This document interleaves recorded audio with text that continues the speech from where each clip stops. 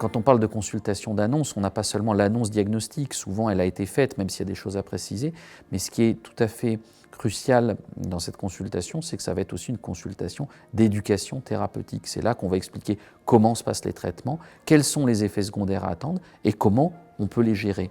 Et cette consultation, plus on va y consacrer du temps et de l'énergie, plus on met les chances de son côté pour que ça se passe le mieux possible après.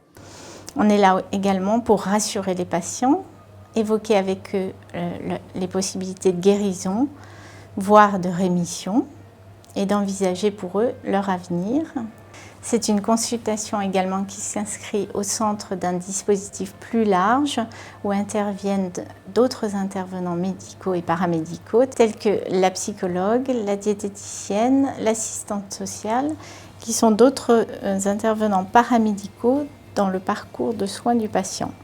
La médecine personnalisée aujourd'hui, c'est quelque chose qui est devenu indispensable, qui fait partie de la pratique quotidienne.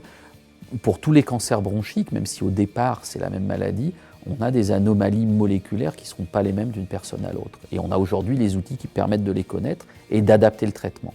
Alors c'est important pour les infirmières d'annonce parce qu'elles vont expliquer en termes de prise en charge des effets secondaires va être différent suivant qu'on a tel ou tel type de chimiothérapie ou des traitements d'un autre type, par exemple en cachet.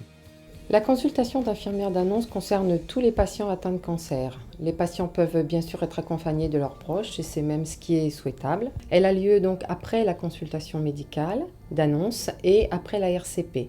Une fois la décision prise du traitement et le plan personnalisé de soins remis au patient, il aurait donc proposé la consultation infirmière. La consultation infirmière est un moment d'écoute et d'échange avec le patient.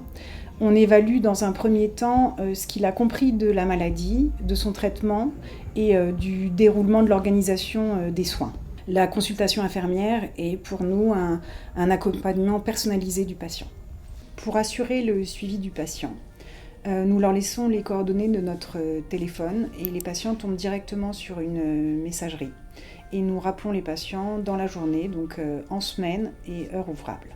Donc surtout, n'hésitez pas à nous solliciter en cas de besoin.